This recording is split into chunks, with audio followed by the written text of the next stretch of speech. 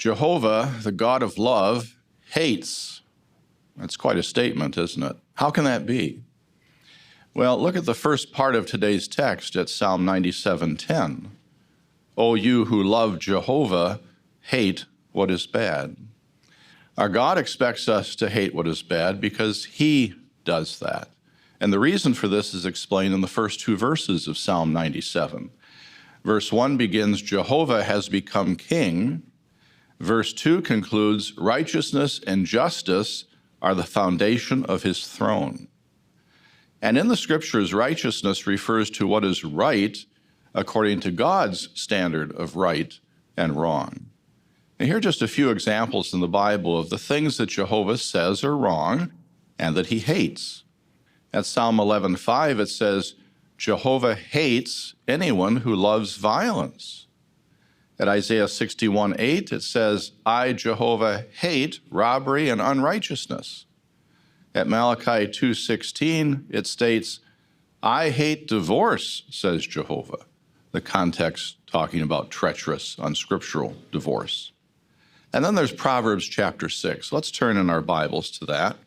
Proverbs, the 6th chapter, starting with verse 16.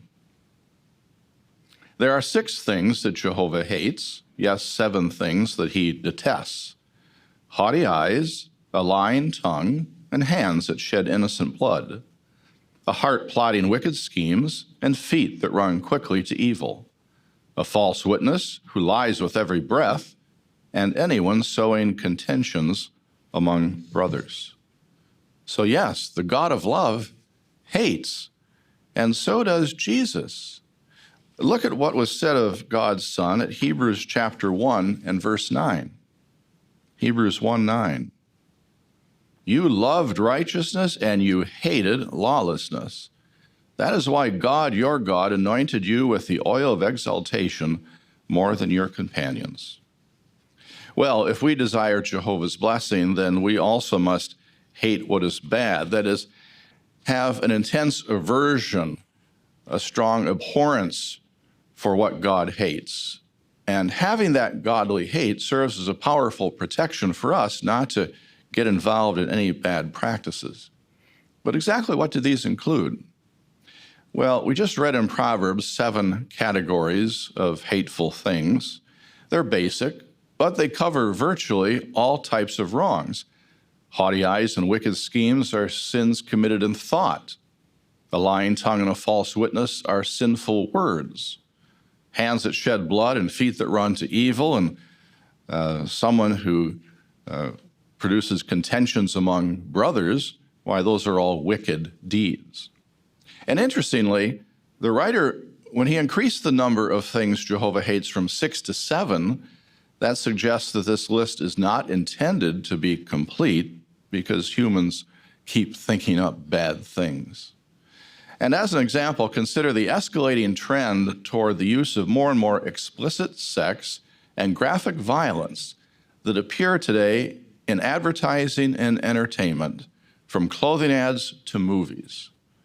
Now, how much of that can we be exposed to before it affects us mentally and morally? It makes me think of the 5-second rule. Have you ever heard of that? It's a so-called rule that some people say applies to food that's dropped on the floor, that it's okay to eat it if you pick it up in 5 seconds or less because bacteria won't have time to contaminate it. But is that really true? Not according to research done last year at Rutgers University.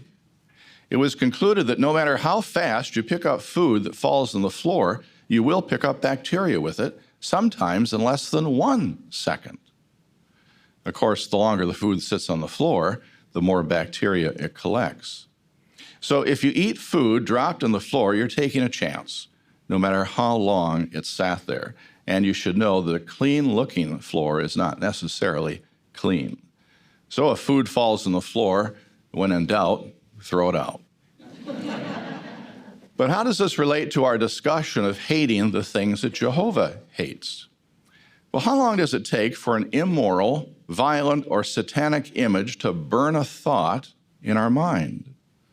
Something we see on a billboard, in a magazine, on television, at a movie, on the internet. Is there a 5-second rule for this sort of thing? Should we think that as long as we look at it only briefly, it will not contaminate us?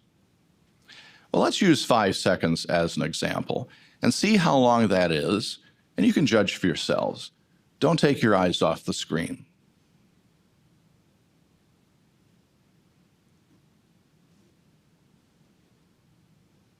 Now, do you think at lunch today you'll be able to remember that picture?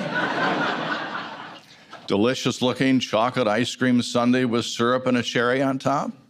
Well, don't expect to see it on the lunch line. Now let's try 4 seconds. What about this image?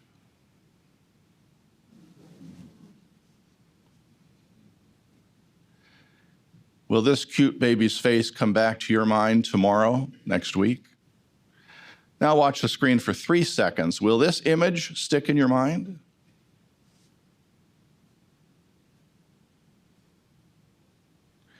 Next month, next year, do you think you will be able to remember Jesus on a white horse riding off to the Battle of Armageddon? Now, you saw each picture for only a few seconds, and yet scientists say the human brain can process images in even less time, in a split second, in the blink of an eye. So think how much processing our brain can do in several seconds or minutes or longer. Now, the pictures we just looked at were all wholesome images. But what if there had been a pornographic picture from the internet, a sexually explicit or graphically violent scene from a movie, or some spiritistic gore in a video game?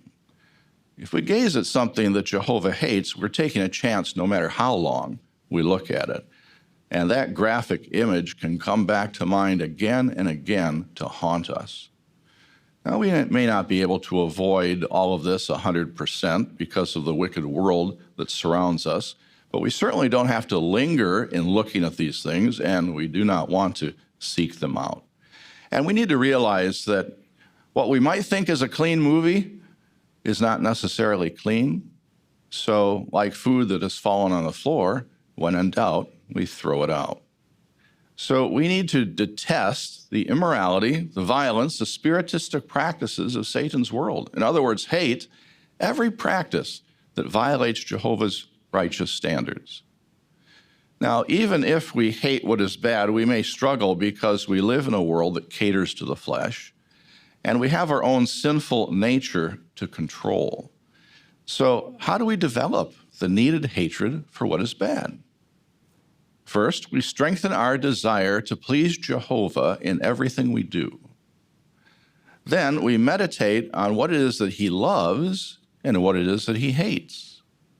And finally, we convince ourselves of the badness of the things that he hates by considering how disgusting the results are for those who practice them. And one more thing, if we struggle with this, then we pray earnestly to Jehovah to help us strengthen our powers of self-control. Well, you can be sure that as our day's text, Psalm 97:10 says, of those who imitate Jehovah and hate what is bad, he is guarding the lives of his loyal ones, and he rescues them from the hand of the wicked.